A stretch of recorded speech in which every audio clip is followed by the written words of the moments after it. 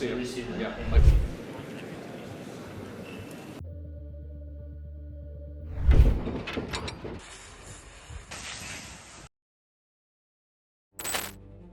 For nearly 3 years, Ukraine's survival depended on two pillars: American firepower and European money. But now the entire foundation is shaking. Everyone assumed Russia was the only existential threat.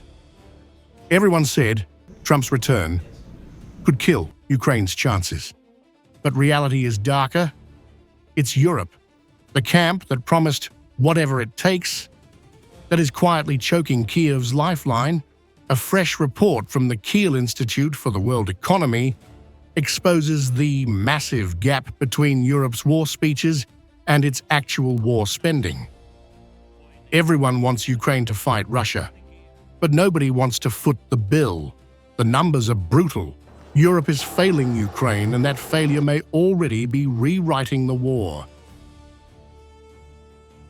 New aid allocations in 2025 have plunged to the lowest point since February 2022. When the full-scale invasion began, Europe has added just $4.2 billion in fresh military commitments, not even close to replacing halted US support. Meanwhile, Ukrainian brigades on the front are begging for artillery shells, air defenses, and drones every single week. Once America paused its aid pipeline, Washington's precision weapons, long-range missiles, and money stopped flowing. Europe was expected to step in. That never happened.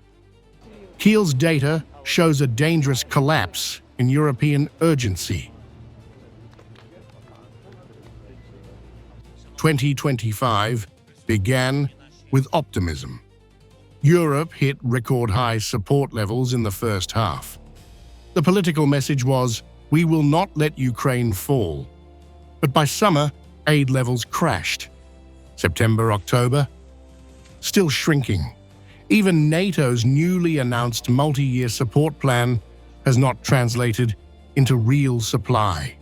Officials warn, if this slowdown continues, Russia gets time.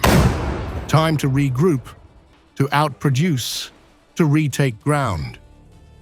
Ukraine's defensive lines do not run on promises, they run on ammunition. Here's the full picture.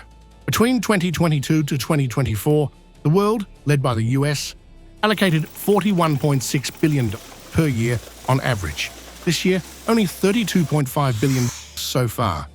To match previous levels, donors must inject another $9.1 billion immediately, and double current monthly allocations. Experts say that scenario is highly unrealistic.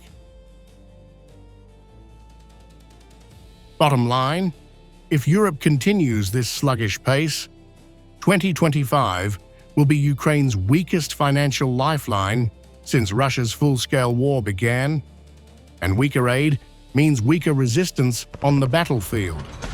The report uncovers a divided continent. Germany has nearly tripled its monthly support. France and the United Kingdom have more than doubled theirs.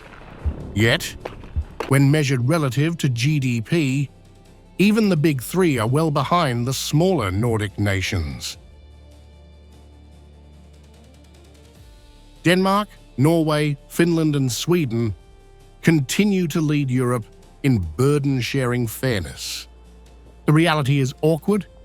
Europe's richest countries still talk like leaders, but the real leaders are much smaller nations.